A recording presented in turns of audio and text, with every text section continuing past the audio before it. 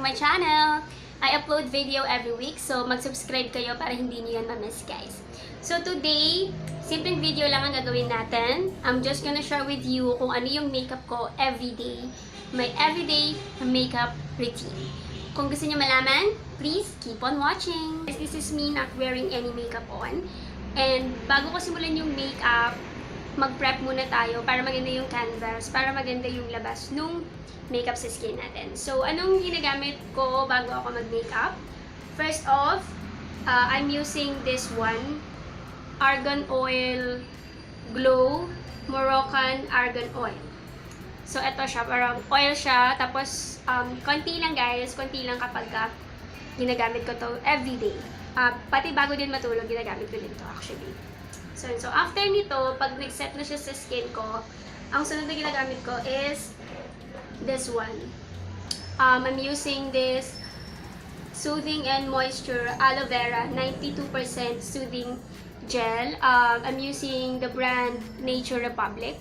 So, ang ginagawa ko dito, nilalagay ko siya sa refrigerator para pag nilagay ko siya sa skin ko, malamig siya, actually. So, hindi na kasi ako gumagamit ng primer, pero this moisturizer is so good.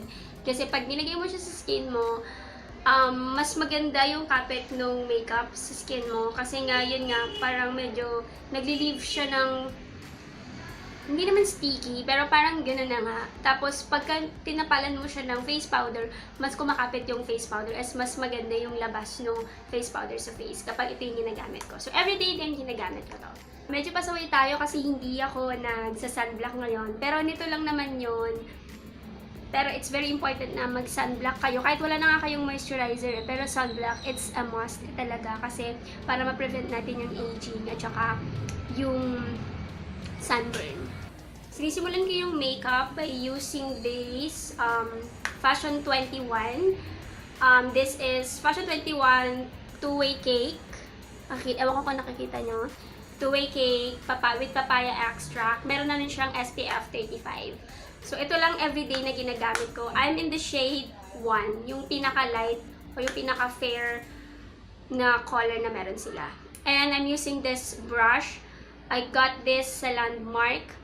Siguro mga 160 ko siya, 160 plus ko siya nabili. Hindi ko na maalala. Pero I'll leave it in the description down below. Lahat nga pala ng mga gagamitin kong makeup. And pati yung prices nila. Okay? So, ito, this is Artist Studio. Nawala na kasi yung name niya dito.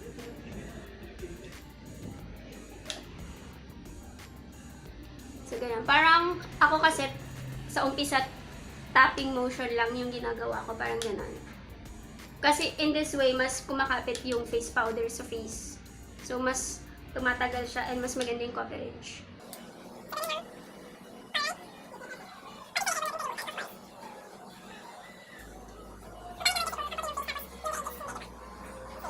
I think na-blend ko na siya ng maayos. So, yeah. So, this is yung face ko kapag ka nailagay na natin yung face powder. Nga pala guys, before anything else, dapat naglalagay muna pala ako nitong Baby Lips lip balm nila. So, I'm using this. Everyday ko itong ginagamit. Kasi para habang nagme-makeup ka, mas nag-i-stay na yung lip balm sa lips mo. Para pag nag-lipstick ka, tatanggalin mo na lang siya. Mas moisturize na yung lips mo. Okay? I think this is enough.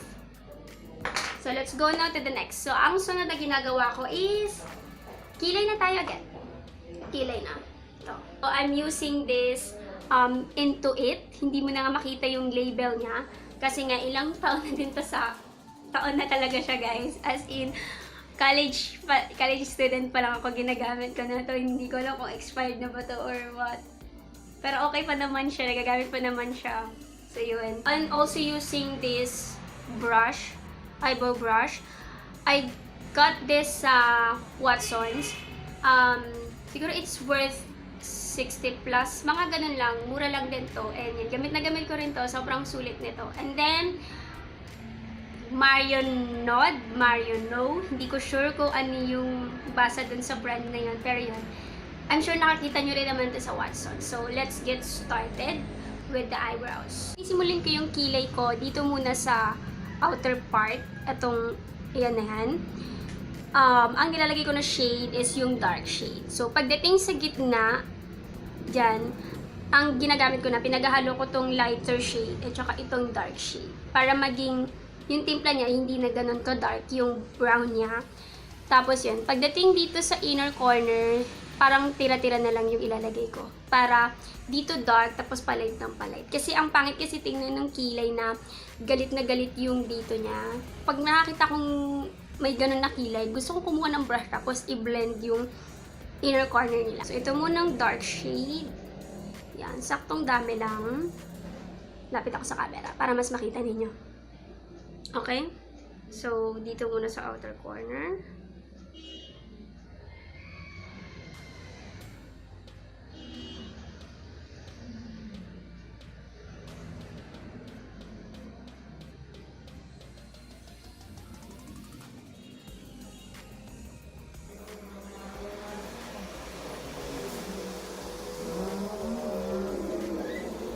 Ayan, kita nyo ba? Dark yung color na ginamit ko dyan. So, dito na tayo sa bandang gitna. Paghahaluin ko tong light color at saka itong dark color.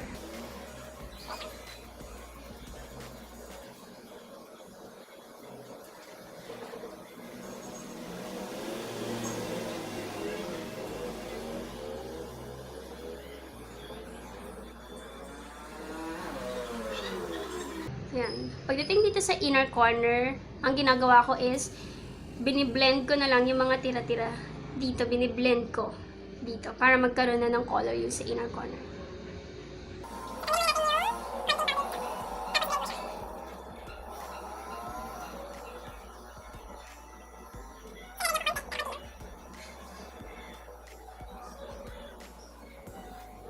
So yan, nakita ninyo? Kita ninyo, dito dark, and then palight ng palight. Pagdating dito, wala na masyadong color. So, yun yung gusto kong kilay. Yan. Tapos na tayo sa dalawang kilay natin. Lakado na siya. Char. So, ginagawa ko is, parang, nila-run through ko lang tong bristles na to. Para lang mas soft tingnan.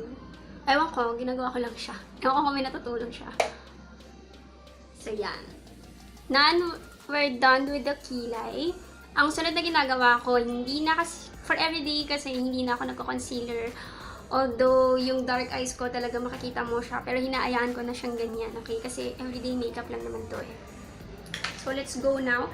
Ang sunod na ginagawa ko is, nagmamascara na ako. So, I'm using this, the Hyper Curl Mascara by Maybelline. Siguro 199 lang ito. Pero, don't worry, I'll leave it in the description down below. Lahat niya ng mga product na ginamit ko. So, let's get started and put this mascara. Tanggalin yung mga excess. Kasi pangit din pag masyadong makapal. So, sa taas muna bago sa baba. Okay?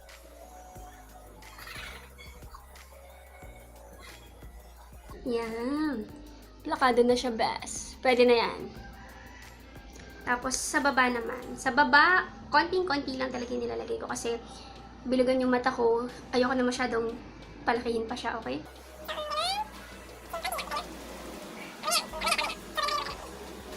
That's enough. That's enough sa lower lashes. Kasi yung laki na ng mata ko. Next, sa kabila naman. I'm done with the eyes. Tapos na tayo sa kilay and eyelashes. Hindi na ako nag-eyeshadow for everyday.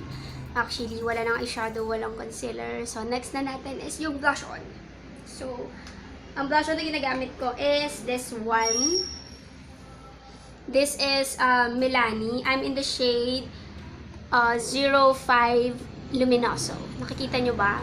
Ayan siya. Okay, so, hindi ko, nakalimutan ko na kung magkano to. Binigay lang din to sa akin kasi ng ate ko. So, thank you so much, Ate Sao. Sao, ganun. Hindi ko kasi siya tinatawag na ate. Ewan ko, awkward sa amin dalawa, nagtatawagan kami ng ate. So, tinatawag ko lang talaga siya na Sao. Or Dada minsan. So, ito. Again, I'll be using the same brush. Artist Studio. So, lagay na natin. Nga pala, itong ano na to, maganda yung shade niya. Tapos, parang peach, ganyan. Tapos, meron siyang konting shimmer. So, dito muna, ganun yung ginagawa ko. Dito muna sa cheeks ko. And then, papalabas. Ganyan. Yung. Tapos, blend. Ewan ko kung nakikita nyo. Pero, diba? Ayan siya. May glow siya. Diba? Isa pa. Para mas bongga. Charot. Ayan. Tama na yan. Sobra na tayo, best. Yan. Pa! Blend lang. Yung. So, tayo sa ating blush on. And now, last part is yung lipstick. Actually, kadalasan naman, pag makeup ako, kung ano yung lip balm na ginamit ko, hindi ko na siya nilalagyan ng lipstick. Pero minsan yun nga, nagli-lipstick din ako. Kasi yung lip balm na yun, yung baby lips, parang meron na kasi siyang color. So, parang mas gusto ko sometimes na natural looking lang yung lips natin. Pero, this time, sige, I'll put some lipstick on. So, I'll be using this lipstick by Fashion 21. Actually, sira na yung takip niya. Ewan ko, nakadalawang bili na ako dito. Ang bilis masira ng lalagyan niya. Okay, pero yun, hindi na ako bumili ulit kasi bibili na naman ako tapos masisira ulit yung takip niya. Anyway, nagagamit ko naman siya na maayos, diba? Ang mahalaga naman is yung ato. Okay, o nga pala, I'm in the shade Sushi. Okay? So, pag ginagamit ko to, tatanggal ko muna yung lip balm sa lips.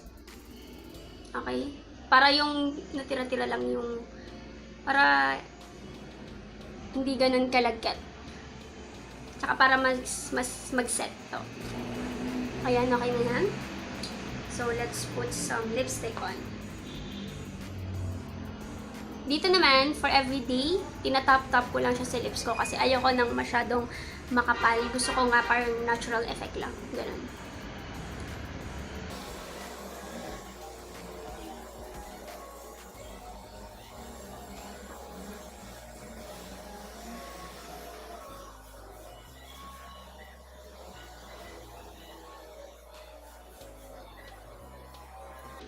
Yeah.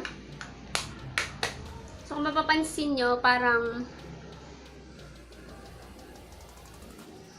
I think okay na yan. So, kung mapapansin nyo, parang subtle lang yung ano niya, yung color niya. Hindi masyadong pansinin. Kasi yun yung gusto ko. Parang natural look lang yung effect niya. Diba? So, I think this is it. I'm done with my everyday makeup. So, to complete the look, pag natuyo na yung hair ko, katulad niyan, medyo tuyo na siya. To complete my everyday look, naglalagay ako nitong Vitress Cuticle Coat Classic. So, it's worth, nakalimutan ko, 49, 50, ganon. So, para lang matanggal yung flyaway, tsaka para mas shiny yung hair natin. So, parang 2 pumps lang. I think this, okay na to. Dito lang. Dito ko lang siya nilalagay sa taas. Yan. Yan. Para natatanggal yung flyaways. Kasi madami akong flyaways here. Yan. Ito siya. Medyo layo tayo ng konti para nakita niyo yung hair ko. Back ko. Nasar nila ako. Ganda ni mama. Yan. To complete the look. Char! Nalagay tayo ng konting pins. Diba? Para pretty tayo. So, that's it guys. This is the complete look. Yan.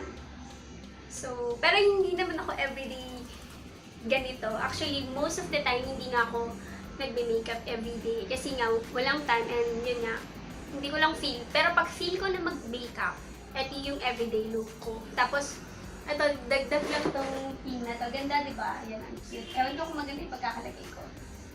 Ayan. Kasi usong-uso yan yan. So, this is the complete look.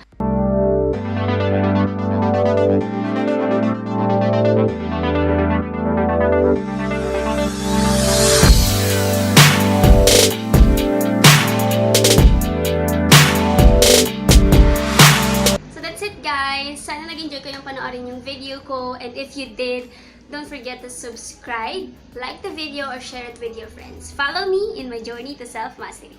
Bye!